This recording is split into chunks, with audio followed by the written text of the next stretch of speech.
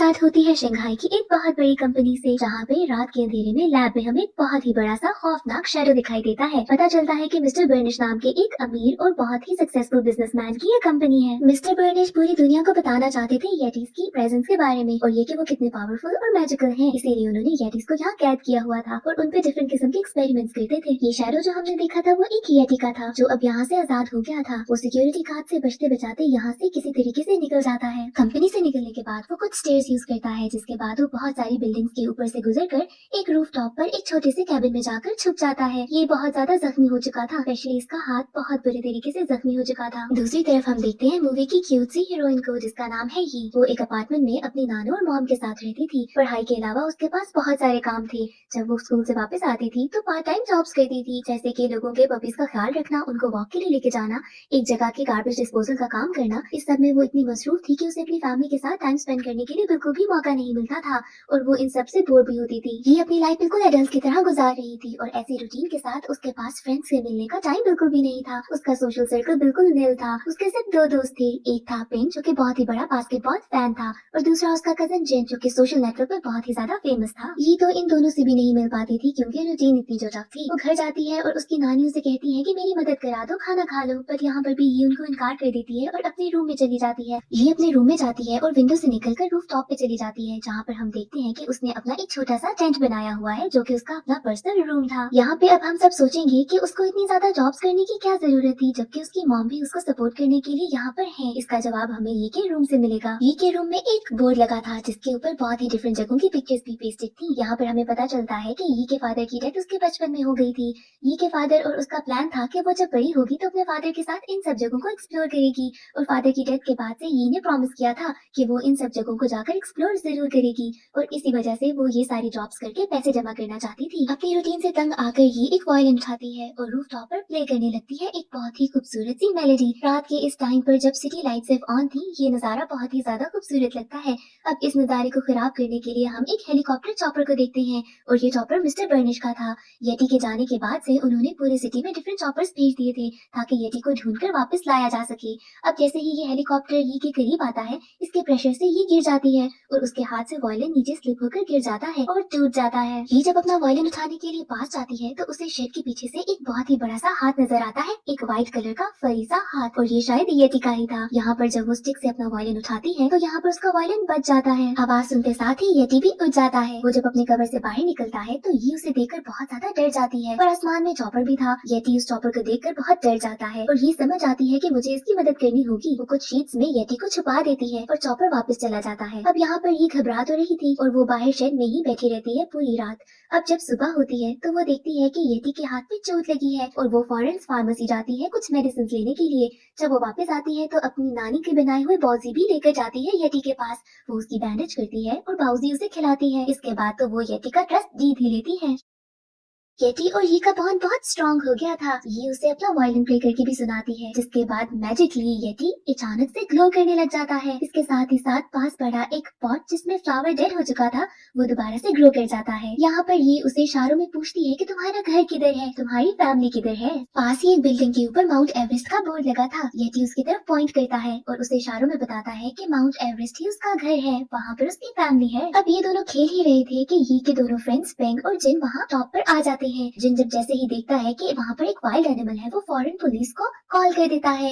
ये बहुत मुश्किलों से उसकी कॉल तो एंड करती है, बट कॉल पे वो लोग येटी की आवाज सुन लेते हैं। मिस्टर बर्निश के लोग तो पहले ही येटी को ढूंढ रहे थे। अब इस क्लू के मिलने के बाद वो अपने चॉपर को उस तरफ भेजते हैं। वहाँ पर जैसे ही चॉपर पहुँचता है तो ये यहाँ से येटी को लेकर भाग जाती है। वो एक बिल्डिंग से दूसरी बिल्डिंग के ऊपर जंप करते हैं। दूसरी तरफ पिंक और जिन को लगता है कि शायद येटी ही ये को लेकर भाग गया है और वो दोनों उसका पीछा करने लगते हैं कि ताकि जाकर ये को बचा सके। ये अब येटी को लेकर एक बोट तक पहुँचती है, जिसके बाद वो उसको कहती है कि बोट पर चले जाओ और तुम हमारे आस तक पहुंच जाओ। पर यहाँ पर हमारा छोटा सा क्यूट सा येटी छुपना भी नहीं जानता था। वो एक छोटे से कैन के पीछे जाकर छुपने की एक्टिंग करता है। ये सब देखने के बाद ये को पता चल जाता है कि येटी अपने घर तक नहीं पहुंच सकेगा अगर उसने उसकी हेल्प ना की, और इसके साथ ही ये भी बोट पे जंप कर देती है। पीछे पेंग और जिन भी आ जाते हैं और ये की मदद करने के लिए वो दोनों भी बोट पे जंप कर देते हैं। इसके बाद जिन अपनी मॉम को कॉल करके बताता है कि ये सब लोग एक कॉलेज ट्रिप पर जा रहे हैं ताकि कोई भी परेशान ना हो। इसके बाद वो ये से कहता है कि हमें घर वापस चलना चाहिए क्योंकि हमने इसे चॉपर से तो बचा लिया है, अब बाकी इसका काम है इसको किसी सेफ जगह पे उतार के हम वापस वापस चलते हैं। ये उसे बताती है कि माउंट एवरेस्ट में इसका घर है और हमें इसे वहाँ तक छोड़ना ही होगा।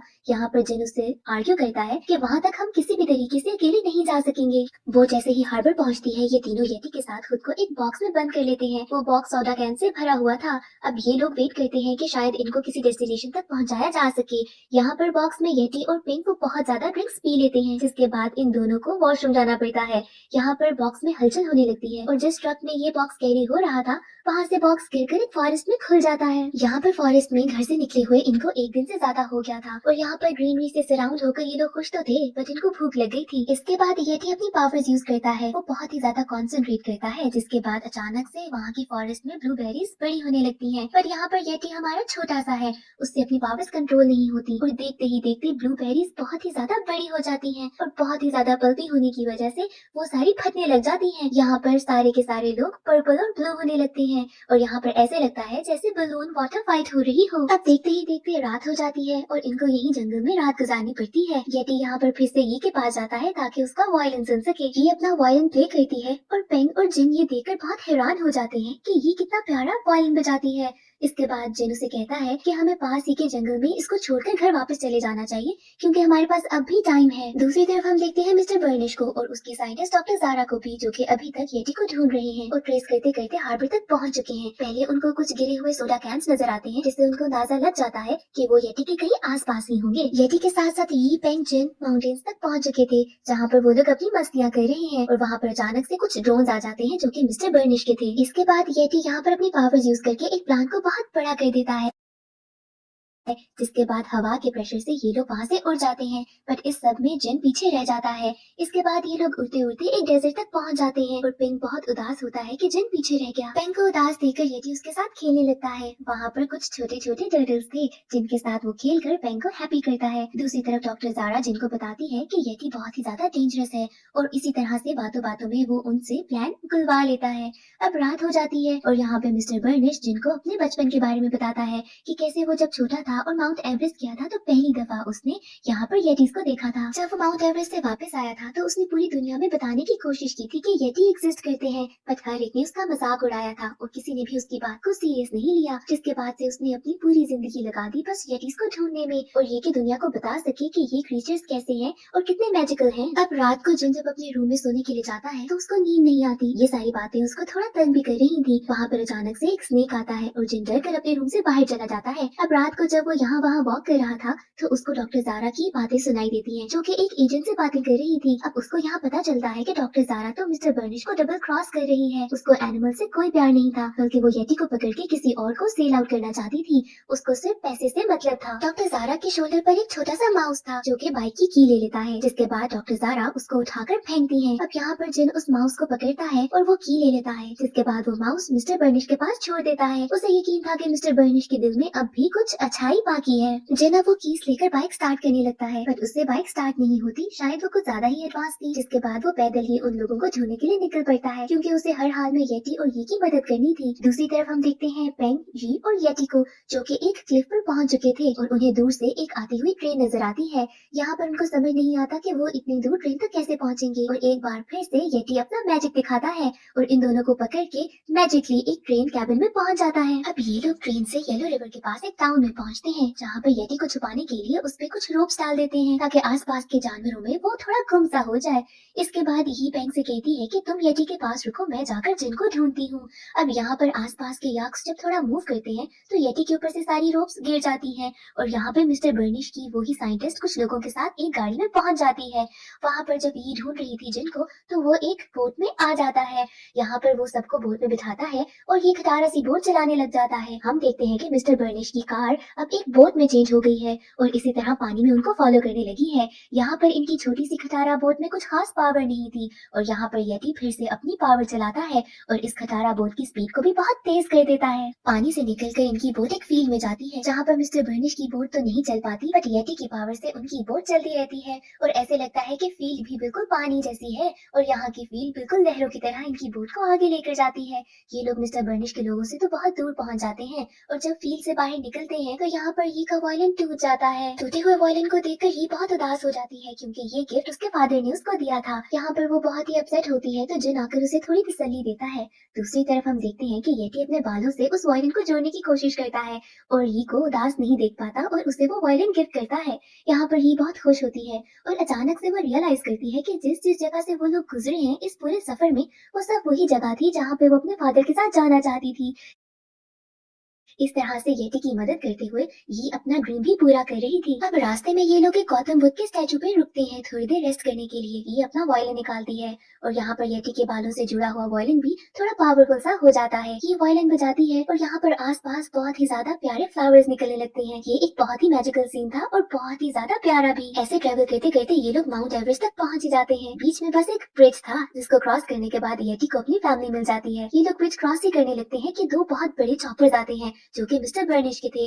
अब ये लोग ब्रिज को ब्लॉक कर देते हैं। यहाँ पर येटी को फील होता है कि उसके ह्यूमन फ्रेंड्स ट्रबल में हैं। ऐसे में वो ब्रिज के टॉप पर पहुंचकर थंडरस्टॉर्म्स करने लगता है और मिस्टर बर्निश ये देखकर बहुत ही ज्यादा इंस्पायर होते हैं। यहाँ पर डॉक्टर ज़ारा येटी पर अटैक कर रही थी और येटी उन पर थंडरस्टॉर्म्स। यहाँ पर मिस्टर बर्निश को याद आता है कि जब वो छोटा था और एक छोटा सा येटी उसके पास आया था तो कैसे उसके पेरेंट्स उसको लेकर गायब हो गए थे। और यहाँ पर वो रियलाइज करता है कि येटी तो अच्छा है, वो इन छोटे बच्चों की मदद कर रहा है और वो नहीं चाहता कि इनको कुछ भी हो। इस सब के बाद मिस्टर बर्निश डॉक्टर ज़ारा से कहता है कि येटी को छोड़ दो, हमें इसे कुछ भी नहीं करना चाहिए। डॉक्टर ज़ारा यहाँ पे कहाँ रुकने वाली थी, वो मिस्टर बर्निश को बेहोश कर देती है और बाकी सारी आर्मी को ऑर्डर देती है कि येटी को पकड़ लो। यहाँ पर येटी को बाकी सारे लोग कुछ डांट्स मारते हैं जिससे वो बेहोश होकर नीचे गिर जाता है।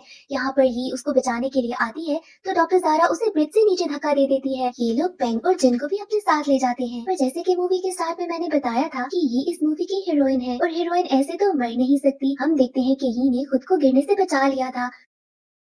वो एक रोप को पकड़कर फिर से ब्रिज को क्लाइंब करती है और ऊपर आके अपना मैजिकल वायलिन प्ले करती है। वायलिन की आवाज सुनते साथ ही येटी जाग जाता है और वो खुद को इतना पावरफुल फील करता है कि खुद को फ्री कर देता है। इसके बाद वो पूरे रास्ते में आइस क्रिस्टल्स बनाता है ताकि उनको किसी भी तरीके से रोक सके। डॉक्टर ज़ारा अपनी गाड़ी को वापस मोड़कर इन पे फिर से अटैक करने वाली थी, पर यहाँ पर येटी अपनी पावर यूज करता है और एक ग्लेशियर को इन पे गिरा देता है, जिसके बाद इसकी कार नीचे खाई में गिर जाती है। इस सब के बाद मिस्टर बर्निश को रियलाइज हो जाता है कि ये बच्चे भी बहुत अच्छे हैं और वो उनको ऑफर करता है कि आओ मैं तुम लोगों को घर छोड़ दूं। यहाँ पर ये उन्हें कहती है कि नहीं, अभी भी हमारा रास्ता बाकी है, हमने येटी को उसकी फैमिली तक छोड़ना है। यहाँ पर फिर येटी कुछ क्लाउड से फिश बनाता है जिसके ऊपर बैठ के ये लोग येटी की फैमिली तक पहुँचते हैं। हम जब उसकी फैमिली को देखते हैं तो वो बहुत ही ज्यादा बड़े जायंट से येटीज थे जो कि येटी को देखकर बहुत ही ज्यादा खुश होते हैं। और इसके बाद बाकी सब लोग मिस्टर बर्निश के साथ घर वापस आ जाते हैं। घर जाने के बाद ये बाकी सारी जॉब्स छोड़कर एक नॉर्मल लाइफ गुजारने लगती है। वो अपनी फैमिली के साथ बहुत ज्यादा टाइम भी स्पेंड करती है और अपने फ्रेंड्स के साथ भी। और ऐसे ही मूवी एंड हो जाती है।